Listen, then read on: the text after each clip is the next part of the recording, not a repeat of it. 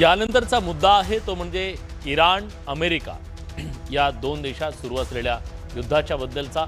इराणमधील सर्वाधिक शक्तिशाली व्यक्ती अली लारिजानी हवाई हल्ल्यात मारले गेल्याचा दावा इस्रायलच्या संरक्षण मंत्र्यांनी।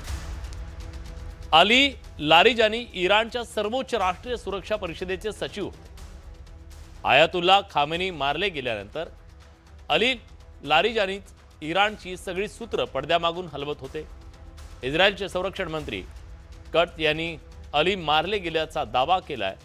इस्रायली सैन्यानं बासिज पॅरामिलिटरी मिलिशियाचे प्रमुख घोलाम रेजा आणि सुलेमानी आणि त्यांचे डेप्युटी सय्यद कारिशी यांना सुद्धा मारल्याचा दावा केलाय। यासोबत इस्रायली सैन्यानं इराणी IRGCच्या हवाई दल प्रमुखांना देखील संपवलंय। अली लारिजानी यांचा हवाई हल्ल्यात मृत्यू इराणसाठी ऐन युद्धात मोठा धक्का मानला जातो।